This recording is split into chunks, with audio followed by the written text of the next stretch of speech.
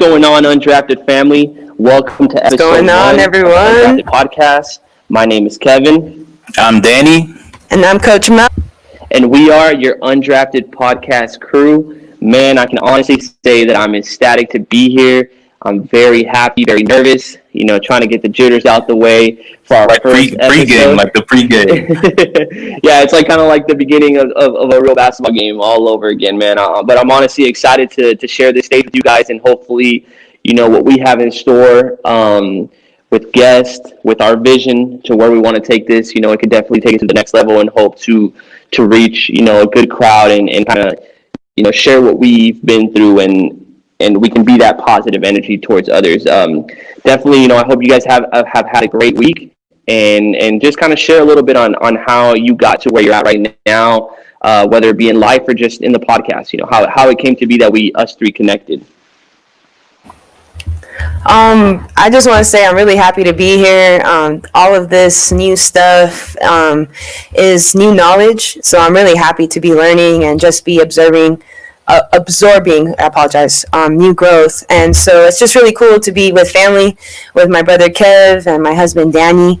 And it's just like a lot of fun to just be able to bring together a passion and just dig deeper together, be better people, be better coaches, be better trainers, and just be able to continue to be that domino effect within our athletes and our family members and friends. And I think this is just a great way to hang out. And we just want this a great place to be for y'all. And we just want to say thank you guys for your support. And I'm just really happy to be here with my fam. Yeah, ditto, man. I mean, you guys said it all. I mean, anytime that us Southwesterners can link up and make something like this happen, it's going to be something very, very special. So I'm excited. Our passions all kind of match. So, it's a no-brainer for us to get together and do this thing. So I'm ready to do this, man.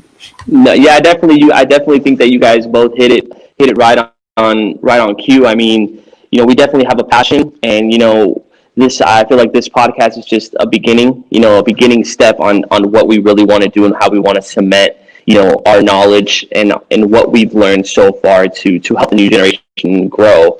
But honestly, I'm very excited. Like I said, very nervous. We've planned a lot, and like I said, I'm just really excited and looking forward to this new journey with you guys. Awesome, brother. I'm glad to hear. And then thank you again for bringing this all together and just being able to host us. And we really appreciate you. The next part of our show is something fun that we were able to do. And it's called Los Hot Topics, Tópicos Calientes in the sport world. In the sport world, though, this week alone, there's a lot of new updates, sadly, from COVID, but to a lot of positive, exciting new contracts, extensions, new trades, and much more. So at this time, I'll be able to give you guys a hot topic, and then we'll talk about it for a little bit, and we'll move on to the next chime. So the first question is, what are your thoughts of LiAngelo Ball's new destination to the Detroit Pistons for 1 year, and the Ball family success, which also includes LeVar and Tina? I mean, for me, I'm definitely happy. It's for me, I feel like everybody's been hating on him. Like, yeah, he took some sunglasses. He could have afforded them. You should have probably just paid for them. But that being said, like, I feel like at the end of the day, they're crucifying this kid for, come on, he's a kid. Like, let him live. It's time to let it go. But I'm happy for him first and foremost. Yeah, I mean, I don't really agree. I just the fact is, I feel like it's just competition. I feel like they're not really putting that China incident on his resume. I just think it's more so they're just kind of scared to see what the competition, they just feel like maybe he hasn't played the best competition. But I'm excited. What I'm saying? Like I've said before, I'm not the biggest fan of the BBB, but honestly, I respect it. I feel like, having 3 of your sons in the NBA, not a lot of people can say that. So I'm excited. As an NBA fan, I'm excited. I'm ecstatic to see, just the NBA is going to be crazy this year. Just anybody can win it. There's so many teams that can compete, especially in the West. But I'm excited. I'm excited for the kid. I think he's going to be, he's going to be solid. And I mean, they're young. They got a lot to learn. So I'm excited. I think that's great input. I do agree with you on the aspect of what's going to happen. I think we're just going to let him do all the talking, by showing us, seeing what he's going to bring to the table. Same with LaMelo Ball, and I think it's just going to be exciting and fun. And I think one cool and respectable thing that I have for the Ball family that a lot of people may not know unless you watch the show on Facebook. It's called Ball in the Family, and one of the things is their mom, Tina Ball. She used to be one of the PE teachers. Shout out to PE teachers. Yeah, she used to be one of the PE teachers to where, she had a big contribution not only to the kids but the community and much more. And after her stroke, she's been such a big influence and such a big impact to the boys. And I think that's a fuel. I would play for my mom like that. Somebody who is respected and cares. And so and I see also that we have our last question here very soon, and the last question we have on our hot topic for today is we're going to switch it up a little bit. We're going to talk football now. The news this past Sunday was that the whole Bronco lineup, QB lineup, was taking COVID tests, and so they were all not suspended, but they were postponed to play that Sunday, and so they had to bring an interim QB by the name by Kendall Hinton. And I was able to catch a little bit of the game to see how he handled pressure, how he was able to handle, such a different position, such a different mentality on man. And the thing is, before I even continue with what I'm saying, he's a wide receiver, so we already know he has nice feet. So with that being said, he was able to say, hey, what can I do with my skill level at the moment, and what can I contribute to the Denver Broncos team now? So what do you guys think about that? As a Broncos fan, first and foremost, I would have to say guts. First and foremost, that's guts sad. Is the main thing. It is. It's sad, but guts is the main thing. Can't say much more. Guts. Okay. No, yeah, I agree. It takes guts, but I feel like it shows the level of talent. Not anybody can just go out there and say hike and drop back and throw 50 yards. So, it just shows that, even some QBs that we ourselves may disrespect that's in the league, it's not easy. It's not easy when you got, 6'8" dudes that can run a 40-yard dash in under 4 seconds. Yeah, and it goes to show, like, there's mad people, like, everybody knows, like, people back in the day that used to say, like, oh, man, I would have just done this. I would have just done that. Like, there's levels to this. Like, you gotta, you gotta pay respect where it's due. So that being said, at the end of the day, a pro's a pro. At the professional level. Yeah. A pro's a pro. Exactly. Even at the professional level, there's levels. Well, great input today, fellas. This week, there was a lot going on too, but just because time is running a little short and we do want to be able to give our guests all the time in the world, we do want to let you guys know that if you guys have any hot topics you want us to touch on, just go ahead and DM us on our Twitter or on our Instagram pages, so that way we can go ahead and connect with you and just talk about what you like, so that way we can go ahead and enjoy that moment with you all. At this moment now, we're going to go ahead and pass it to Danny, and that is all for my part. Thanks, you guys, for joining with me. Alrighty, today's our first episode, should I say, episode is brought to you guys or sponsored by Smiles Missionary Foundation. Okay, this foundation focuses on offering youth and adults the possibility of better education, access to essential medical care, basic essential nutrition for their growth, and a bevy of other things. Everybody needs essential medical care. So shout out to that group. Shout out to Pastor Gustavo Squarzone, to that church, to that missionary group. Thank you guys so much for what you guys do. Moving on, we are going to go ahead and bring in our guest. I'm very, very excited. His name is Coach Dimitrius Lovett. He is from Elyria, Ohio. He's a basketball coach at Lakewood High School. He's also a skills developmental coach. Primeletics is his company. We have a lot of questions about that for you later. He played basketball at Cleveland State, and he also played his high school ball at Elyria High School. Coach Dimitrius Lovett. Man, I appreciate y'all for having me on. This the first show? I'm excited. This is our first show. I'm very, very excited, bro. Hey, come on. I got these pregame jitters going right now. Hey, you and me both. You and me both. Nice. Hey, I'm loving this. It's so great to have you here, Coach. Sorry, I was mute on accident, but I just wanted to say, hey, what's up? It's really great to have you here with us, and we're just ready to get on the roll. If you want to, Kevin, you are next, so let's go ahead and anything else that you wanted to ask him before we jump in? Yeah, no, I'm just excited. Well, we're very humbled to have you on, and just how you said we got it's like a pregame jitters all over again, where it's like not trying to mess up or nothing like that, but I know we spoke a little bit through text message, but definitely very humbled to have you here and just kind of like pick your brain and get all the knowledge that we gain from your impressive career that you've had so far. So I really appreciate that. I appreciate you guys. Hey, this is humbling, especially being on the first show. Usually the first show, y'all kind of introduce yourselves and let everybody get to know you guys a little bit. I like it. Thank you, sir. Well, yeah. So our first question that we're kind of trying to make it kind of a tradition on our show is asking our guests, what does the word undrafted mean to you? So when you see the word undrafted, whether it be on a billboard or whether it be sports related, what does that word and resemble to you? To me, right off the bat, that's counted out. Like when you think undrafted, you think counted out. Like if you weren't good enough to get drafted, you're undrafted. You're counted out. No one believes in you. That's like that whole underdog story. That word is just right away when you guys ask me it, boom, count it out right away.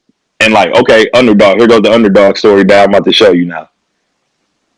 Okay, and you felt that at obviously multiple levels growing up, that counted out kind of like feeling. How did you kind of overcome that, or what is your mindset whenever you kind of when you get that? So I'm a weird dude. Like as far as like the norm, I kind of like stray away from it. Like seriously, so like whatever everybody else did, I always needed to do something more than them. So when you're counted out and you kind of get counted out, like you need to do more to prove that you belong and or that you're better than what's already there.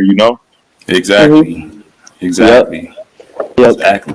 On that same question, what the boys just asked, I wanted to ask you: did you ever encounter one of your athletes deal with this mental block, and how did you help them overcome that word undrafted, or like how you said, not worthy, or not chosen? Perfect. So I got a kid right now, so he's a freshman at a junior college in Utah. So he's home for the month because of COVID, and they're giving him Thanksgiving break off. This new Thanksgiving break, the kids get a month off in school. This is great for him. So he's one of the most athletic kids I've ever met. He's highly skilled, and every time they would talk about him in high school, they would talk about all these kids around the Cleveland area. They would talk about this kid. I mean, paragraphs this long. And then when it came to him, it would have this much to say. It was like, Nate Mills, blah, blah, blah, 6'6" senior from Lakewood, Ohio. Boom, that's it.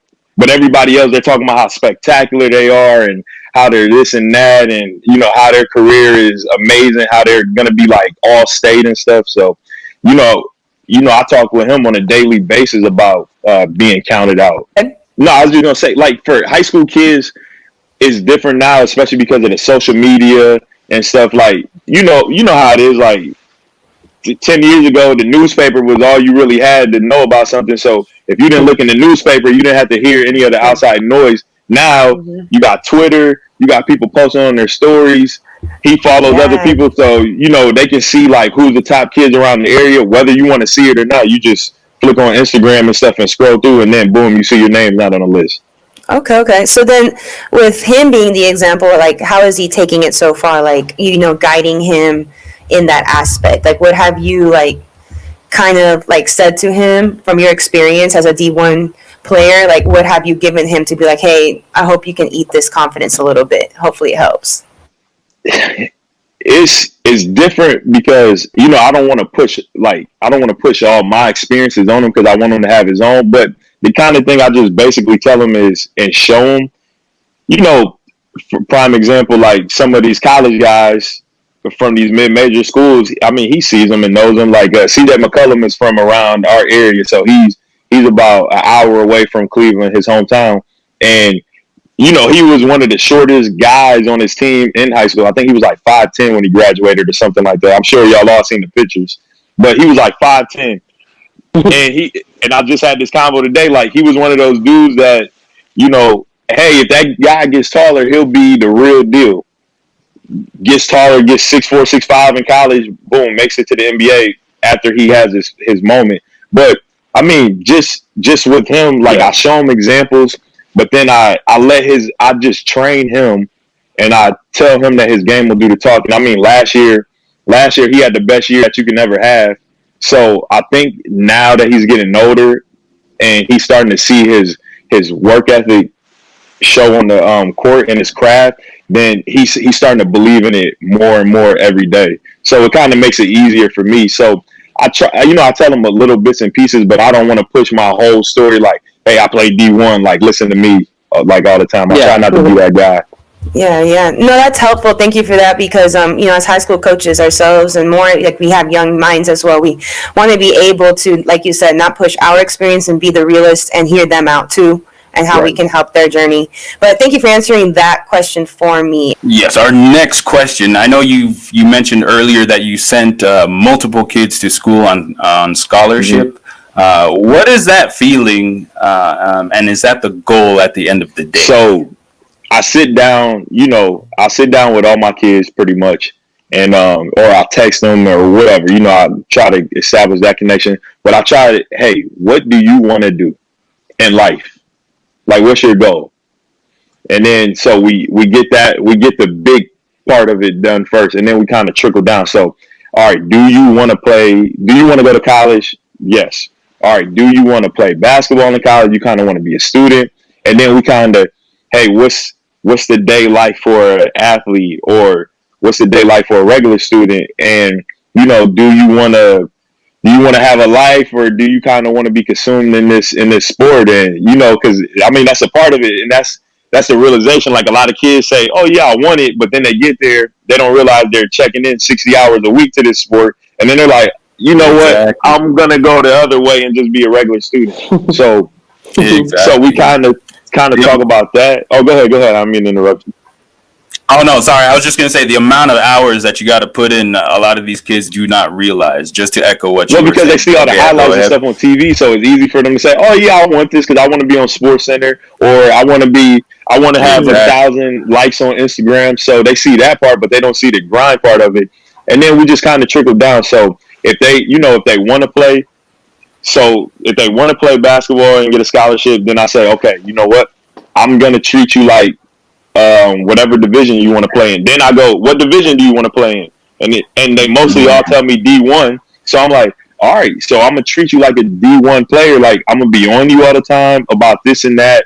And, every little bit I'm going to be nitpicking you. And then if they tell me that they don't want to play basketball, they're just enjoying this experience, then I try to teach them, okay, like, let's talk about school and how to balance your time when you get to college. I kind of stay one step ahead with them, so that way when they get there, they're not shocked whether they're playing a sport, whether they're not. And if they do want to play, like, the goal is to get them a scholarship unless they have to take a different route. Yeah. Okay. Nice. No, I do feel like you hit it right on the. I feel like you hit it right on the head when it came to saying that all these kids kind of see the ESPN highlights and things like that, and I feel that's the influence that social media has. So I feel like when they see how much work these guys have to put in and stuff like that, that does kind of alter your state of mind and being like, man, do I really want this? And I feel like I like the way that how you put you're gonna treat them accordingly to what you want that level to be. And I feel like I mean, I feel like that's a fantastic strategy that you have because, you know, a lot of kids, they like to be babied, you know, but if you want to get to that level, I mean, it takes a whole different level. And I mean, you being in the East Coast, you know, definitely there's no babying over there. No, it's a different breed, especially like we're 10 minutes away from Cleveland. So these guys on the side of the Cleveland now, especially the east side of Cleveland, because we're technically west side. The guys on the east side of Cleveland, you know, they're breeding guys like you know, Terry Rozier came out of there, and like now there's a whole slew of D1 players that are coming out of there, and these kids are high profile.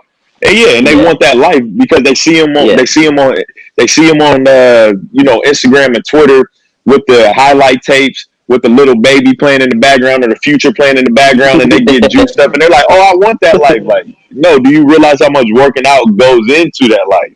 Yeah. I agree with Kevin on how he hits on the spot too, because I'm not sure. I was about to ask you my next question, which I can get to it now to kind of tie both, is how long have you been working in this industry? And what I mean by that is as a coach. So I'm guessing you're an athletic director at your high school or a coach. Are you also a teacher? Because I could tell, I don't know what it is of what you do at Lakewood. Is that the name of your high school again? Mm-hmm. Yes. So then I just wanted to ask because you're the type of teacher that seems like I'm still going to devote myself to you. Just don't waste my time or that level of time. So I can see that, you know, you're straight to it. You're honest with them, but it's still an impact, and they can still change their mind halfway, depending on the relationship they have with you, you know? And so I think that was awesome. And so I just wanted to ask you a little bit about your background, what you do at Lakewood and much more. I appreciate that. So, all right. So so the industry, I guess the player development and training and stuff, I stopped playing in 2013. Then I had another year of college left. So I actually started the first year. I started training my best friend that still played on the team. And he was already good, but we just worked on simple, like little things that needed to be touched up. And he was my first person I worked with, and it kind of worked. And then so I was like, you know what? I'm done. Like, I just did it for fun. And then the next year, I kind of did it with a couple guys that were still on the team. Then I walked away from it completely, and I started my corporate job after I graduated in 2014. Okay. So started my corporate job in 2017.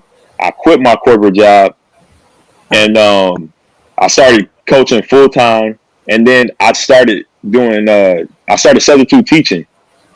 Okay. And so I still substitute teach now, just because my business and my business takes up a lot of time. So I don't want to devote myself fully to teaching, but I do like the substitute aspect, and I do long-term jobs. So, you know, I'll be in the same classroom for like anywhere from 3 to 4 weeks to 6 months at a time. So okay, you're involved.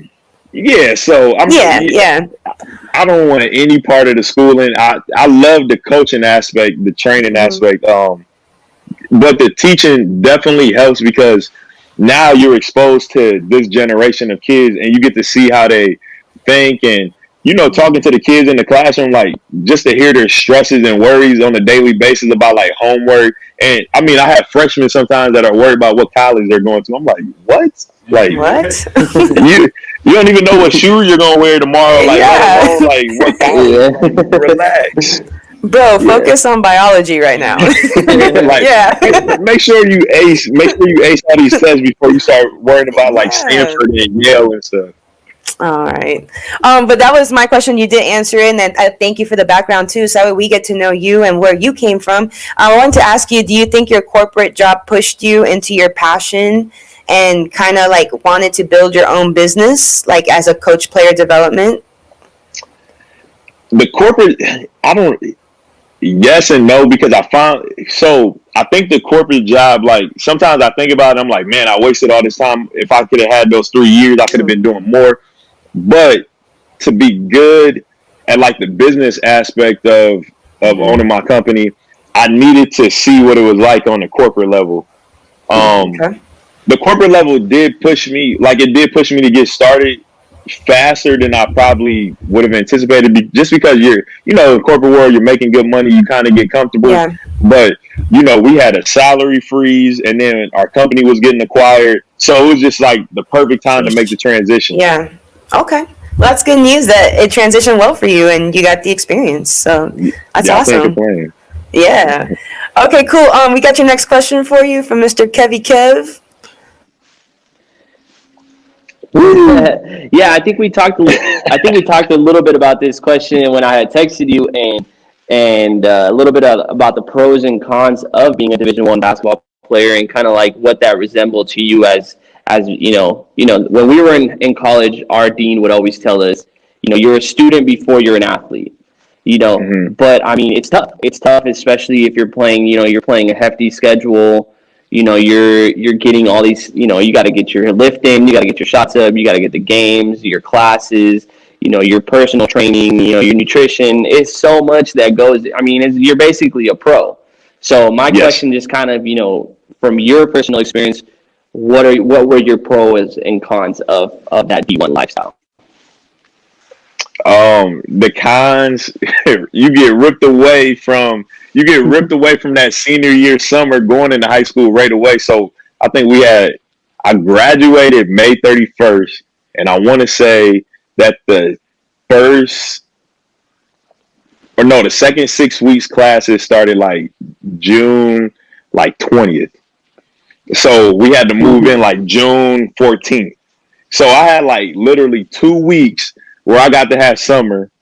So that was the biggest con, because now like all my friends are like, oh my gosh, we just went to the river and just sat there all night and talked and stuff. Like, you missed out. I'm like, I get it. Like, I get that I missed out. Um, and you miss like I'm going through the cons first because they're more pros. Like the cons, like you do miss a lot of that college just lifestyle. Like, you got friends that come up to you. Yeah. Hey, you want to go to the mall? You want to go eat? No, I got practice right now, or I got study tables right now. But I mean, that's really it. Like the pros, like you're playing at the highest level possible. Like you have a better chance. So that door now is that narrow between you and trying to get to the NBA, if that's your goal. And that's everybody's goal. When you leave, when you get your haircut at the barbershop and they know you're going D1, hey, you going D1, right? I mean, you going to the pros, right? And you like, hey, I'm trying. So, you're at the highest level you can play at. You're now getting exposed to the best players in like the country. Like there's only so many. I think it's like 0.01%. You're part of the 7% of college athletes, but then you're part of the 0.01% that play Division I or something. So then you're exposed to that. I mean, they take care of you. You get food and meal plans and stuff taken care of for you. Oh, one more kind, but you stay all year round. Like you don't leave. You get about 4 weeks off the whole year. You get the 2 weeks between the spring semester and the first semester, or the first 6 weeks of summer classes. So that's 2 weeks right there, and that depends on when your last final is. So it might even be a week and a half. You get 2 weeks if your professors give them to you early, and then you get 1 week at the end of the summer, right before the fall semester starts. You get 2 days for Christmas. You get Christmas. No, you get Christmas Eve and Christmas, because we have a game on the 23rd, and then you got to be back the 26th, and then you kind of get a spring break depending on if you make it to the March Madness tournament, the NIT tournament, or you don't make a tournament at all. Mm-hmm. So you don't get that much time off. But I mean, the pros, I've never been around that many kids before that like knew me. Like kids were coming up to me outside, and I was seeing people around the community, season ticket holders. They pop up everywhere, and that's my first time where I learned that even though you don't know people, people know you. So you always got, like, whenever you step outside that house, you got to carry yourself the right way, because people are always watching. I mean, you get treated good. Like, I can't really complain about like the D1 basketball lifestyle. It's a lot, but it's a lot that you have to work for, but it's worth it, honestly. So that leads me to my next point. People believe, or there might be a myth, especially at our at our college, people really talked about, hey, these guys are catered. They can have people do their homework. We went to a small university. They don't have to do toes. Yeah. We've heard it all, but I'm gonna ask you this moment of truth. All right, we don't have to be that truthful. With that being said, is that true? Is that a real thing? And did you ever privilege? No way. Like that's the number one thing I hate. And when people say it in college, nothing made all of us matter, because they're like, oh, you guys get, like, the other teams, they would talk about how we got unlimited Nike gear. And then they would talk about, kids around campus would talk about how we got catered to. And I'm like, first of all, there's 3 months of the year where you're not even here. Actually, 4 months, because you get June, July, August, and then you get December off. There's 4 months of the year where you're not even here. We're still here. And in the summertime, I'm waking up at 5:15 to be at a 6 a.m. workout. And in the summer, I got 3-day workouts. Plus, I have at least 2 classes a day. So I'm like, I have a full day. Like, there is no privilege. Like, everything. And plus, if we win, like, if we make it to the tournament, the school gets money. So, those dorms that you like living in, like, we pay for that essentially. Like, but I pay for it. I pay for it in running and making layups and making shots. Like, no, man, you hit it right on the spot. You hit it right on the spot with that last one, huh? Yeah, you're a donor to the school. You're a donor to the school. And that's what they don't understand. I'm like, all right, so you don't understand, like, how hard these workouts are, how much I'm working out a day, how burnt out my body is. And yes, I get treated nicely, but it's because I'm doing something. I'm providing a service for the school to help you guys out. Okay, you heard it there, folks. There's zero privilege out there. Thank you for answering that. No problem. That's crazy. It's just crazy to hear your testimony out loud from a real D1 player, just to be able to be so honest and real with it, because I think kids need to understand it's not a fantasy fairy tale story. To be a D1 player, it's the commitment, the hard work, and the dedication, like you said. It pays off. And so before we get a little deeper into the next segment, we do want to ask you a fun question, and it is, do you have any basketball nicknames? Do you have what people call you or anything fun? So my like during my young times in high school, like my freshman year. So I was a manager, but I got to practice on the team. So, nice. So I have asthma. So they used to call me D Asthma. Like that was my nickname, D Asthma, for the whole year. Mean. What? Oh man. Okay. But that's interesting. Hey, I'm glad you felt confident enough to share that with us.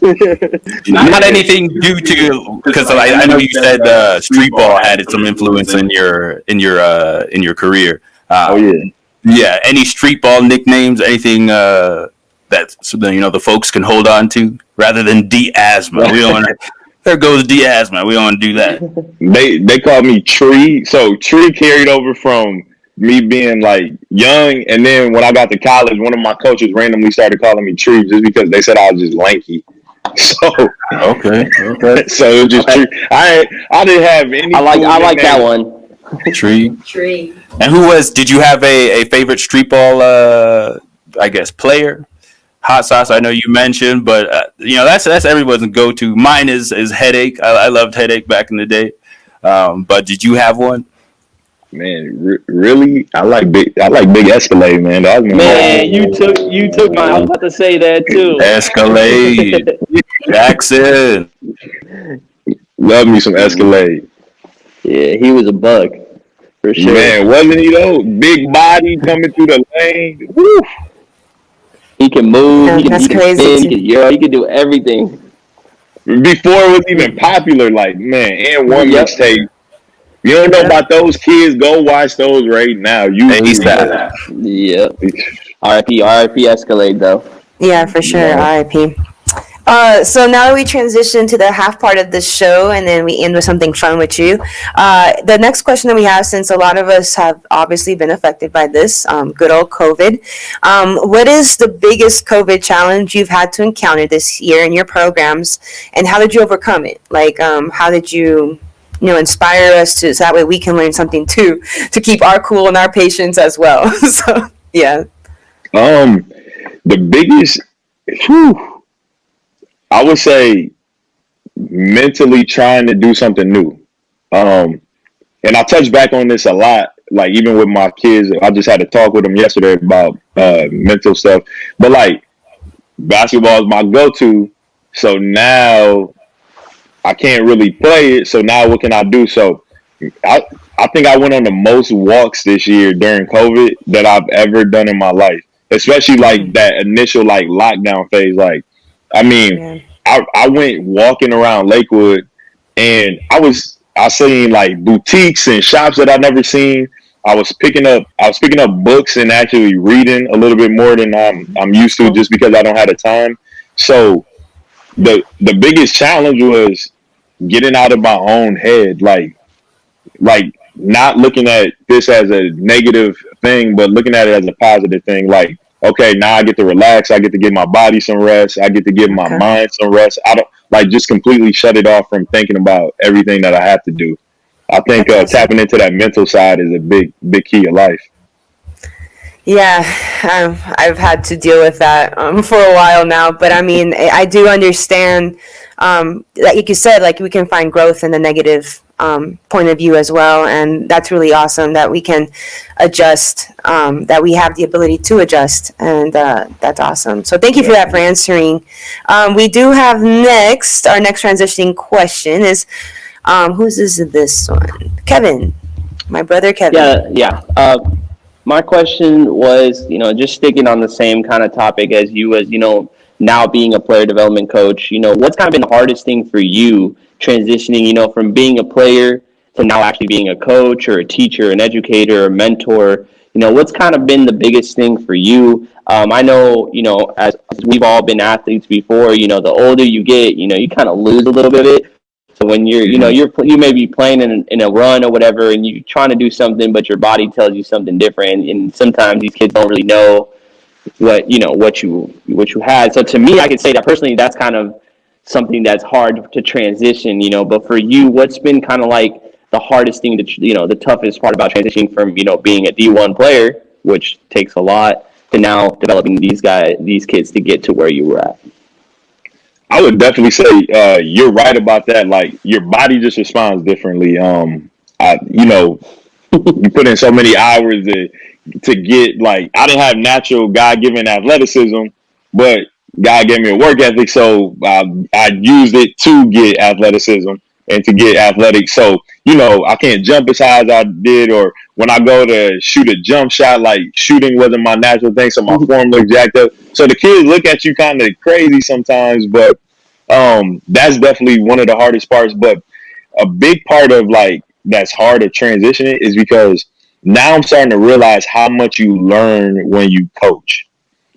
Like I'm even getting to the point where I think that we might even start making the high school varsity players coach the youth kids just because it gives you a different light. And if you could, like, the earlier you can learn that stuff, the better off it'll help you. And you have to learn how to really break down the game and explain it. Because when you're playing, if you understand the game, if you have a high basketball IQ, you can kind of direct people like, hey, follow my lead. I'm gonna get you here, or you Yep. just hey get to that spot. I'm gonna get you the ball, or whatever. Or you explain something real quick. But now you have to have the patience and you have to have the understanding because it's like the old Nelson Mandela quote. It's like talk to a man in a language he understands, and you speak to his head.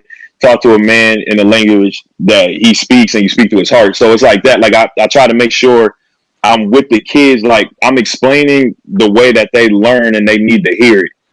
So explaining the details so that I can tell them one time is the biggest thing that I try to accomplish. Like if I can make sure that I'm hitting it on the head like the first time that I say it, and I get all the details out the way, then I feel accomplished. That's been the hardest part because I'm so used to just doing it and putting people in those spots that I would kind of halfway explain it, but now I make sure I go fully into the detail. Yeah, sometimes as an athlete, it's easy to just be like, all right, I'm going to come off this screen and hit you in the corner, just stay there.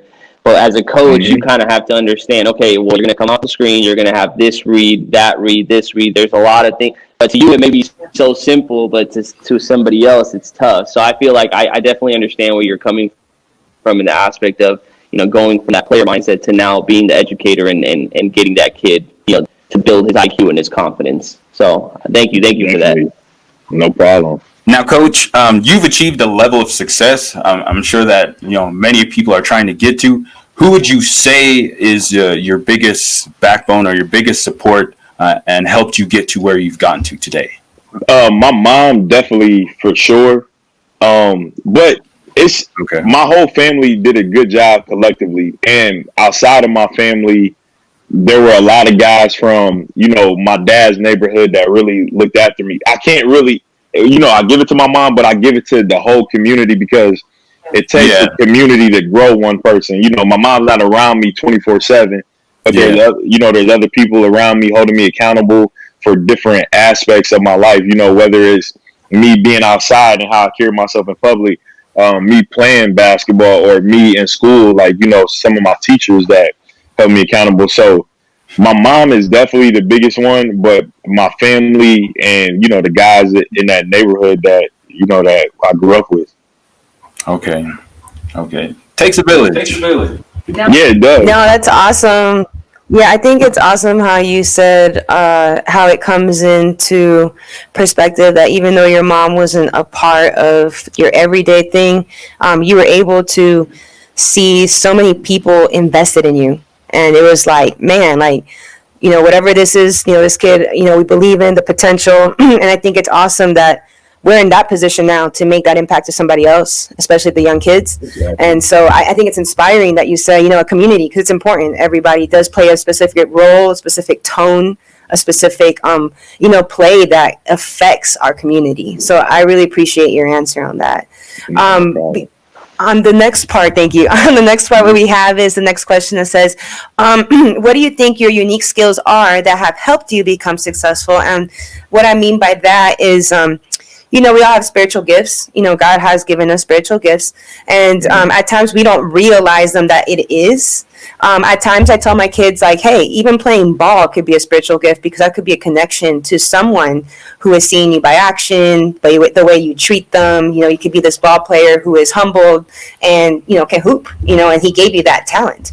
Right. So I want to ask you, what do you believe, God's given you on that aspect, and what you believe, has, you see it, like you see your skill and you're like, man, I'm hanging on to this. You know what I mean? Mm-hmm. Yeah. Probably number one, my connection with people. I won most talkative in high school, and nice. It's helped me along the way. Like just at college, like I would sit there and one of the maintenance technicians, like I had a whole slew of maintenance technicians that I was like tight with. Like I would sit there and I would walk back to my dorm, like, man, I'm about to take a nice hour and a half nap and get up. That whole hour and a half I just spent talking to them. Aww. Like I seen them on the bridge and we'll just sit there and talk.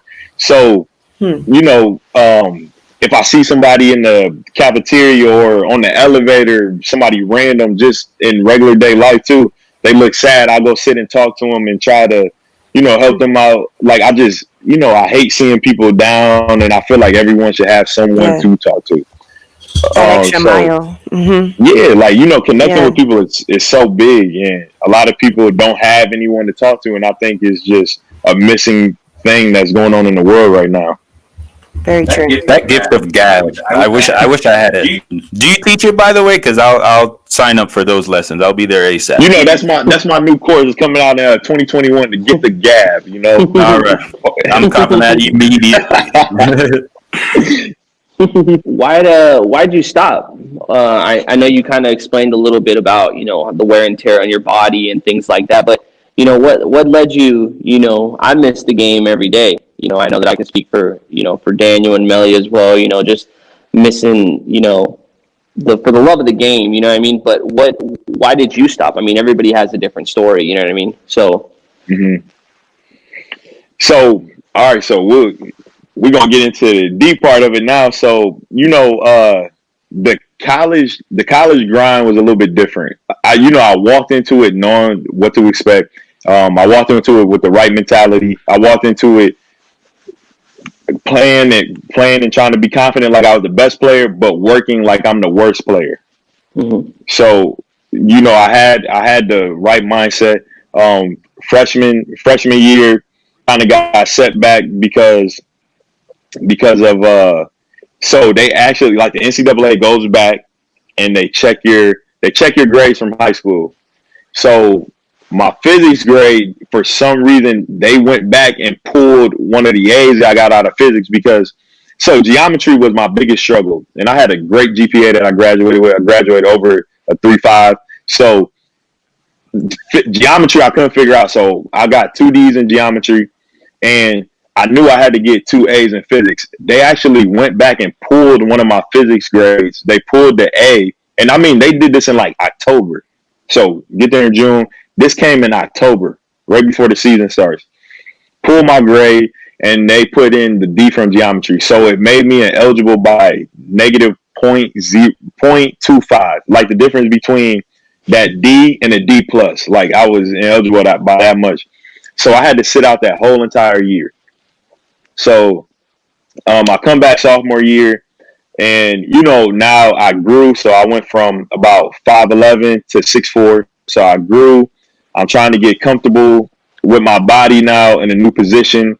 So that year was great. We had a lot of success. One of my teammates, he ended up getting drafted after that season was over. But we were ranked in the country. So that top 25 ranking, we were actually uh, number 28. We were three slots away from cracking the top 25. So I mean, we started off the season 12-0. We had a great season. So that year I had a lot of ups and downs during the midst of the season. Like, now that I'm actually in the midst of the season, I had more classes. My freshman year, I kind of made my schedule easier so I can get into the flow of basketball and stuff and really see how it is. But I didn't get that because of the NCAA suspension. So now sophomore year, I have six classes. I'm taking like finance, chemistry lab, like just tough classes to be taken along with my schedule. My day started at 5 a.m. One of my assistant coaches woke up at 4:30 in the morning. He would get to the gym by 5 a.m. and we would do an hour-long ball handling workout. So my day is starting at 5 a.m. every day from that point on. And so I'm doing like 6 hours of working out a day, and then I was kind of trying to figure out how to study with this. I was drained and exhausted, so my grades were down. So that season goes by. Come that summer, now the fall season's coming up, and I'm feeling confident. I'm feeling better than I ever had before. Sophomore year, I had a lot of fear about making mistakes and stuff, and I kind of played uptight. So I didn't play to the best of my ability. So junior year is about to come that fall. They find out my grades. Now this is the university. They found out my grades. I got suspended from the team again for the whole entire season, my junior year. So now I'm missing my junior year, and so that whole year goes by. I get back on the team, and then like that year, it was just like it was draining. I had a bunch of new guys on the team. Like I still had some of my best friends on there, but we had like 6, 7 new guys. Guys had transferred out my sophomore year, so that year I was suspended. I didn't get to see the new guys. These new guys weren't, no disrespect to them, but it just wasn't the same. They weren't going through as hard. Yeah. I didn't feel the same brotherhood that we had before. So it was just draining, and I'm trying to get back in rhythm. I don't feel like my game is up to par. I feel like I lost a step. I feel like my IQ went away. So I just feel all out of whack. And I mean, I'm having like the worst month and a half, 2 months that you can have. Like at practice, I'm just like zoned out. And it was right before Thanksgiving break. And I was about to finally get my chance for the first time to actually probably start playing because guys started getting injured. And then I remember sitting at the long table with my coach, and he knew something was on my mind, so he told me to take the 2 weeks off. He was like, "Take 2 weeks off, go to Thanksgiving with the family." And I sat right there at that moment, and I said, "I'm just done. I'm walking away from the game." And that was it. It was like kind of cut and dry. And you know, to his credit, he's such a great guy. He sat there and talked with me for like 15 minutes, and he was asking me, "Are you sure? Are you really sure about this? Do you want to do this? Like, don't quit right now because you're feeling emotional. Like, take some time away. You know, be away from basketball for a little bit and clear your mind."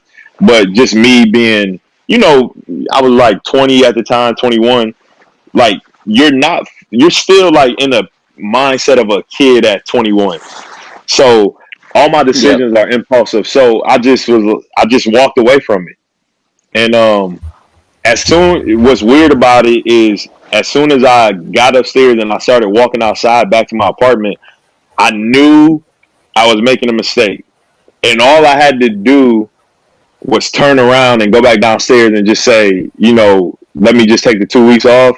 But something wouldn't let my body turn around. Like I don't know. Like I was in a weird like mental space during that time. And it's something that I definitely regret all the time. Like it was probably like the worst decision that I could have made at that time because you know all my I do have friends on there and the guys that you know that were new. You know I'm good friends with those guys to this day. So I should have just gave it a chance and stuck it out. Like I needed to figure out myself instead of blaming it on outside things. And I mean, like you know, there's some days I wake up now and I'm still thinking about like, man, what was I thinking when I made that decision? Like it's tough. It's so tough. Yeah.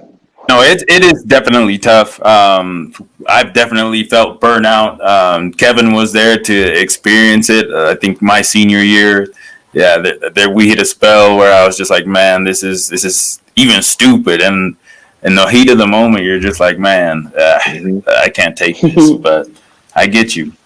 Now, Coach, we know you have the skills development program, Primeletics. Have that going on. A bunch of other things, but what is what's the end goal for you? I know we obviously want to grow Primeletics.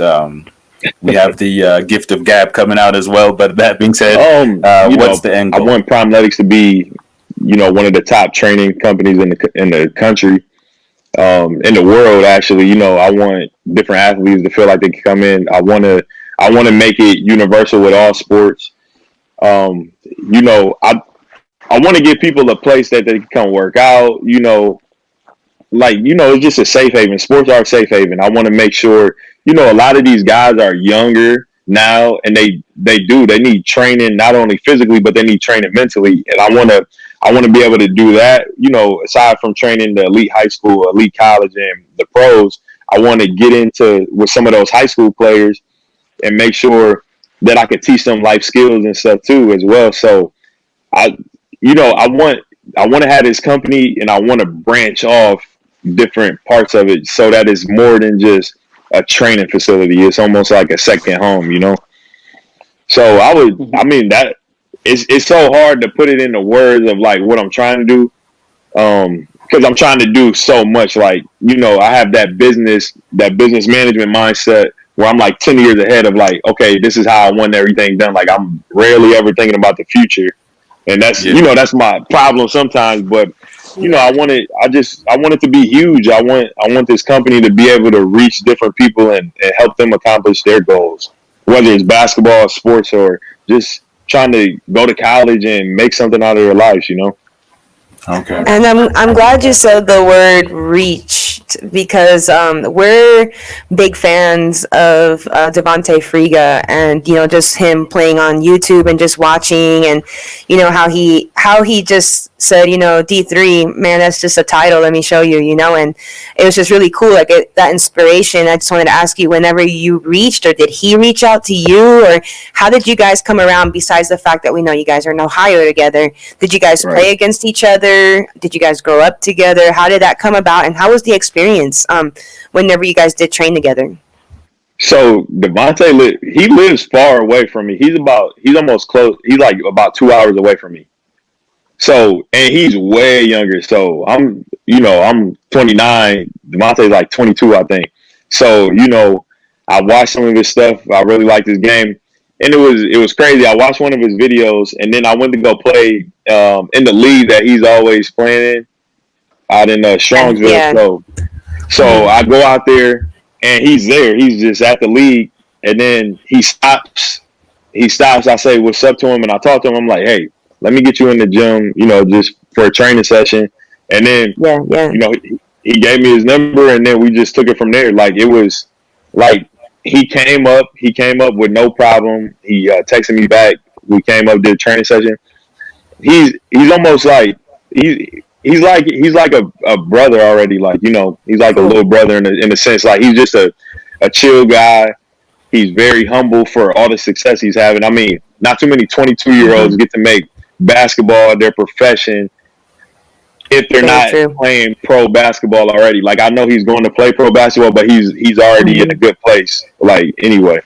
So, we talk now, and I just texted him the other day, told him, good luck with his trials, because I know he's in Texas right now getting ready for his pro trial. So, and he'll be fine down there. He's just a great character guy, but he's an extremely hard worker. And I think that's what people miss out about him. Like, they think he's just this quote unquote YouTube hooper. But I mean, the guy can really play. He can really play. That's awesome. That's awesome. No, it's awesome to hear you say that as his, I guess, one of his trainer coaches. You're able to see his abilities and what he can still do and what he already does. So that's really awesome. I mean, it even gives me, just goosebumps hearing that you had that experience, because that's just so cool to be in the flesh with somebody who is dedicated and devoted to get where he wants to get to. So I know the boys want to ask a question about that. Before we move on, I'll give you guys the time. Well, I thought, the fact that, you were able to say yes to this interview, and having that connection with him, I just thought it showed a lot about your character as well, and just, what kind of person you are, and like, how you said, you're just trying to get, everybody to have basketball and have that connection to be their safe haven. So it's like, I definitely got that connection when I texted you and had that connection with you. I definitely got a chance to meet Friga too out in, when he came to San Antonio. I got to meet him for a little bit, and no, he's definitely a hard worker. He's a great personality, you know what I'm saying? And I've been following him, and he's honestly, he's motivating. He motivates you to want to be better and want to hoop, So the last question for me that I'm going to give to you is, why do you think that some talent goes unnoticed? Well, I think location is a huge part. It depends on where you live at. Right now I had two guys from Lakewood that I think are going to be huge. Like, one of them graduated a year prior to 2018, 2019, so 19 grad. So, Tommy Sala, he's big time player, but he's in Lakewood, so no one knows about him. So he's at D2 powerhouse in Florida at Nova Southeastern. And then, Nate Mims, like, remember those two names. Like, don't be surprised now they added an extra year. So don't be surprised in 5 years if you see in the draft, like, Nate Mims and Tommy Sala are sitting in the draft. Like, I told you guys here first, like, you got the scoop. So remember, you guys got the first scoop. So throw this video out and get your credit for it. But Coach D. So, like, the location is so big. Like, there's so many good players, but whether the high school that they're at, believe it or not, a lot of coaches don't believe in exposure, and a lot of coaches don't know how to give exposure. And a lot of coaches don't believe in the social media. Like, some coaches, even young coaches in their, 30s and 40s, they don't believe in social media. they don't believe in putting highlight tapes and stuff out there. They don't reach out. So I think a lot of kids they get slept on is the term that they use now.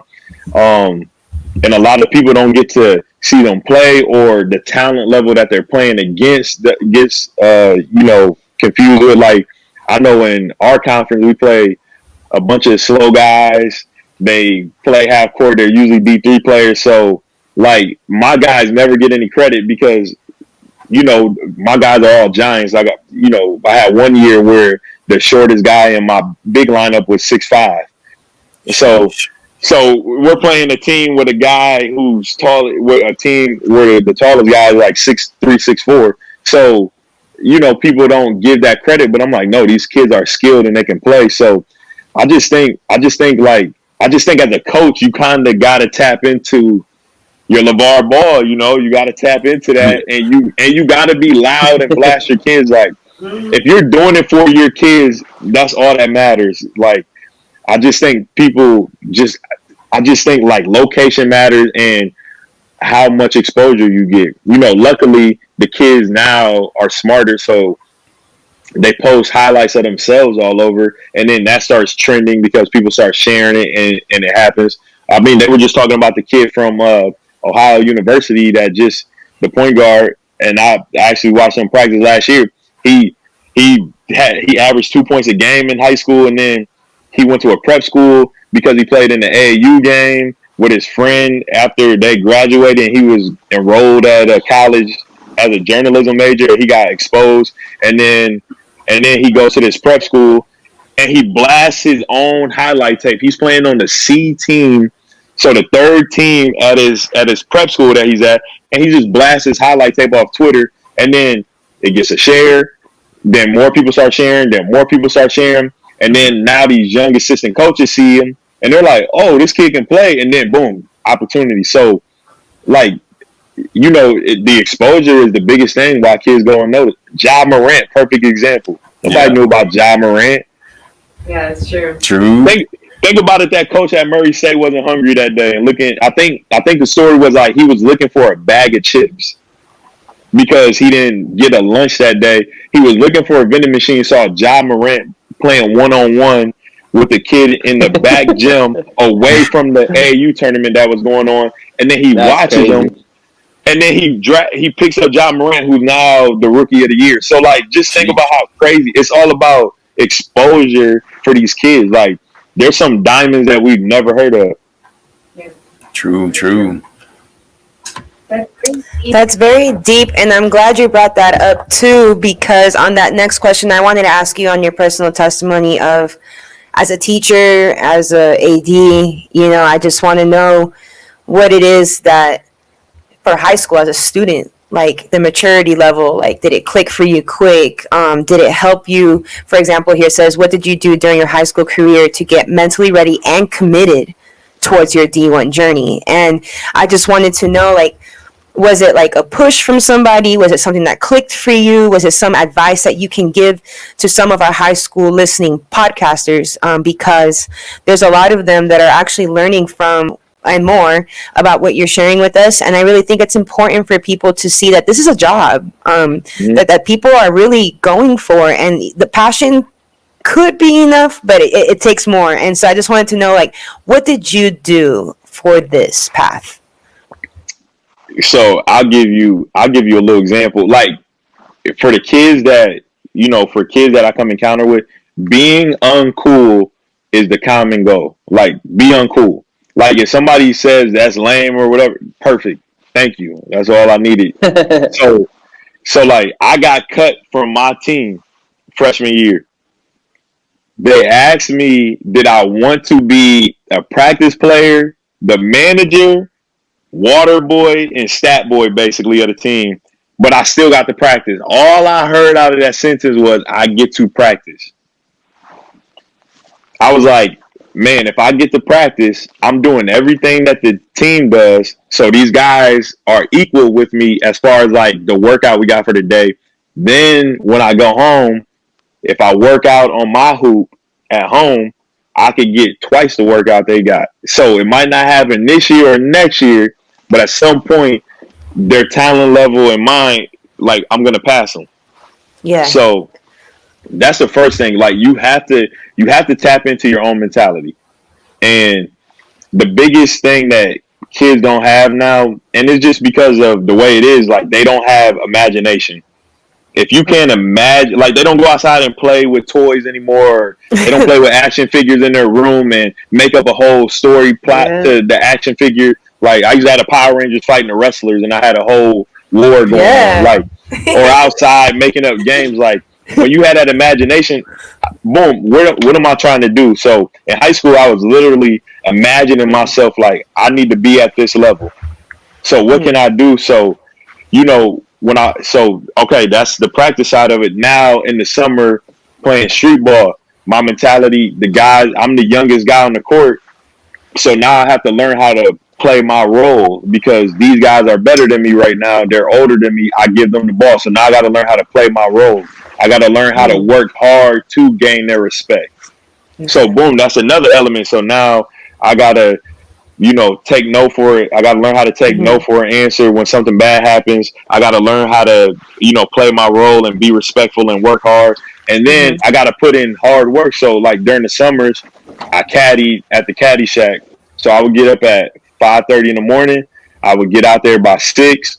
I would have my ball, so I would ball handle until it was time for me to go out for a round of golf and caddy. And then as soon as I came in, I would either play somebody one-on-one that day, somebody different, even if they weren't good, and I played them for their money, for their round of money.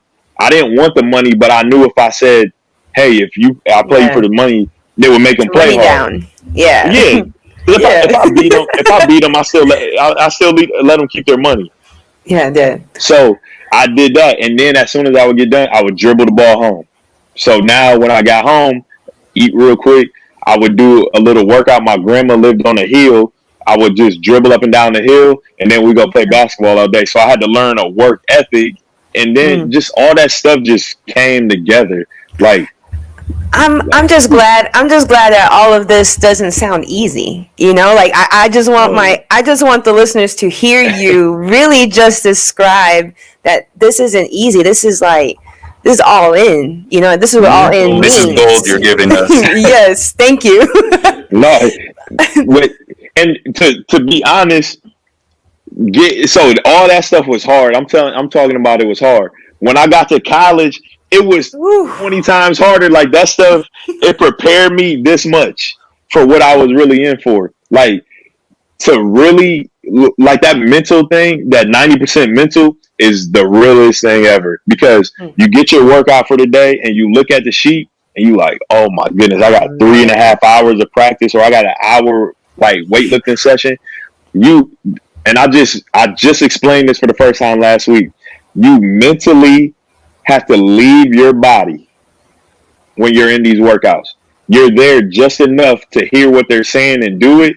Physically, you're there, but mentally, you have to leave because if you sit there and think about what you're doing, you're gonna stop. You're gonna stop. Sounds like that friend anxiety, because that's what it sounds like. Oh man, that's crazy just to hear your story like that, and just so raw enough to the kids to really see, like, man, this is what a forward step would look like, and knowing that this is the journey I need to take. I'm hearing the right stuff. So thank you for sharing that with me. I like everything that you said, Coach. I really like your work ethic. I feel like, nowadays with the millennials that, they just don't emphasize work ethic that much. Like how you said, they just focus on, I just want to be that guy on TV. and they don't understand how hard it is to actually be that person on TV. Right. But I love that you've established, work ethic, and you've established, what it takes to achieve a goal.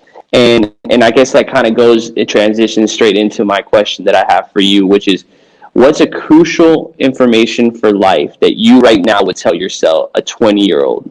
As a 20-year-old, you were explaining to us all your stories that, the decision that you made, how you felt, I just can't turn back. I don't know why, but I can't turn back and walk back into coach's office and tell them that I'll take that 2-week break. So what would you you're 29 right now. What would you tell yourself if you can look yourself in the mirror and kind of tell a 20-year-old, either whether he's do something different, or anything relatively to life? What would you tell them? I would tell them fear doesn't exist. My coach, our coach at college, he's a big Christian. So when we went there, we went into that knowing, like, we prayed before practice, prayed before team dinners, prayed before a game, prayed after a game, team meal, like anything. So his favorite quote was, "Fear is not a trait of God," and it's true. Like, you should never be fearful to do something. So it's such a powerful statement that I would have to remind myself that, fear can't exist, because all these guys that you think that like are clowning you and stuff, in the back of their minds, they respect you. And that's so big for kids to know. Like, if somebody is, making fun of you for something that you do, that means they're watching you. And for somebody to really sit there and watch you for so much time, they have to respect you, whether they know it or not. Because you don't just watch someone that you don't respect.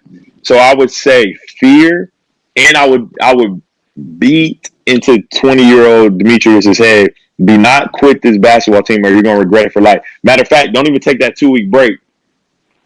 Go tonight, go get you a burger, go get you a milkshake, sit down, and go talk to one of your friends that doesn't even play basketball.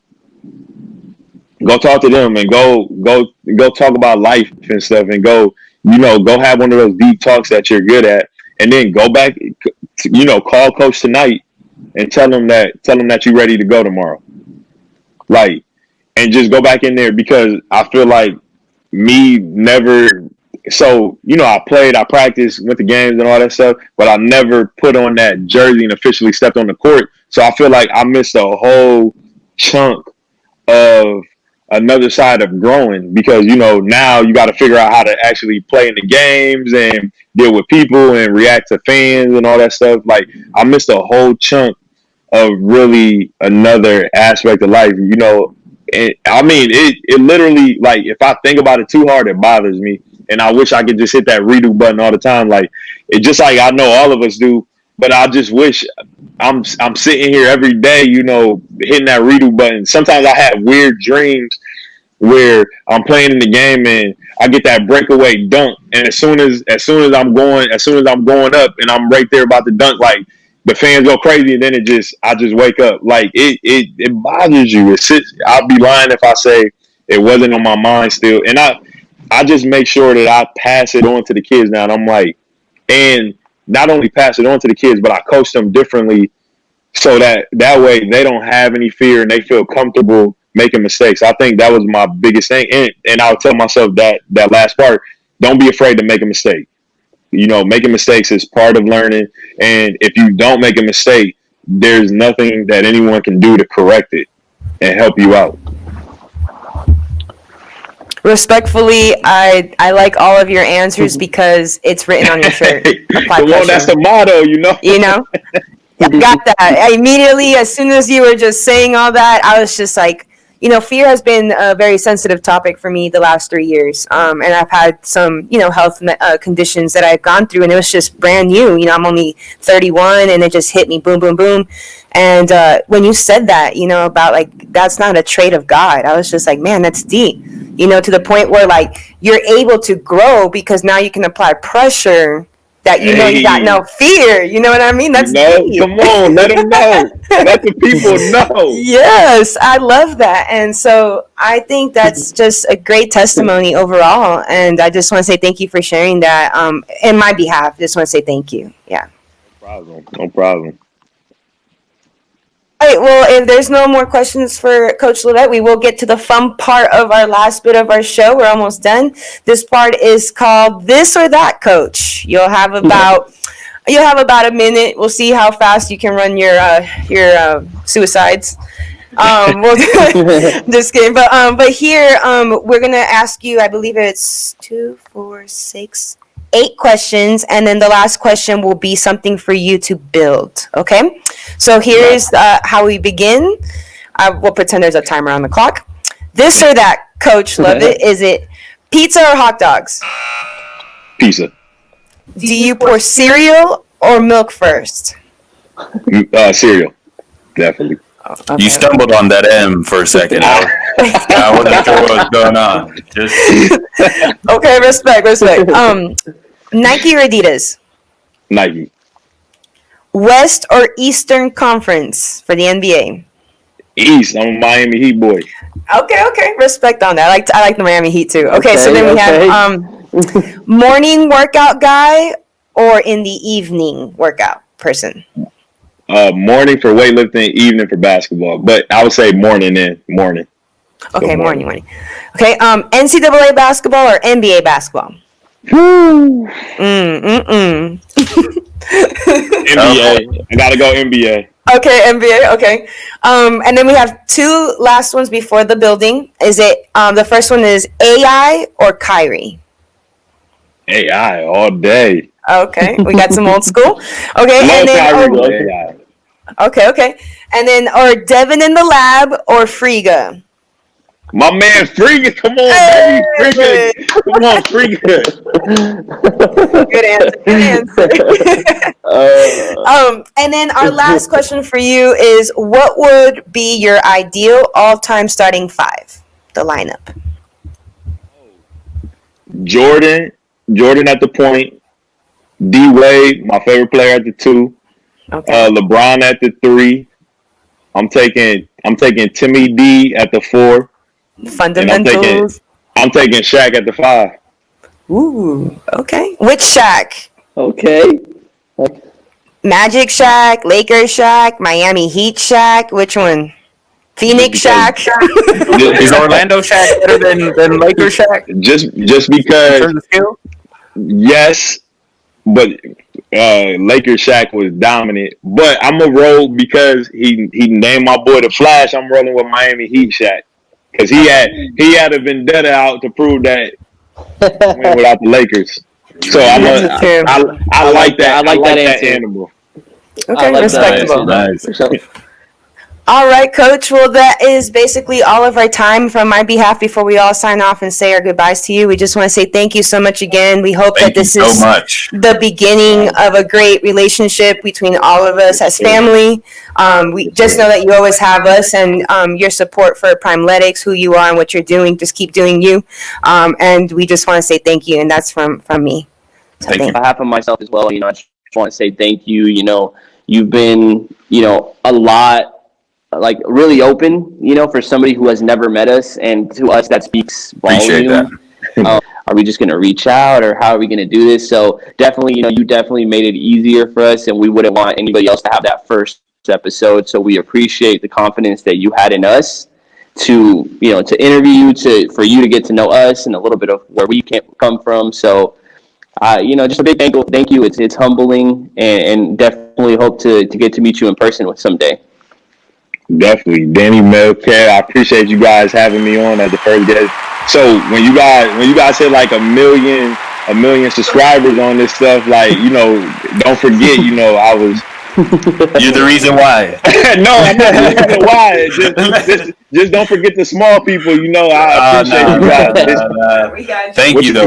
Definitely not. What you guys are doing. What you guys are doing is big. It's big for the culture. I'm excited to see. I'm gonna be keeping up with it for sure and blasting everything you guys doing. This is definitely a relationship that we're all keeping for life.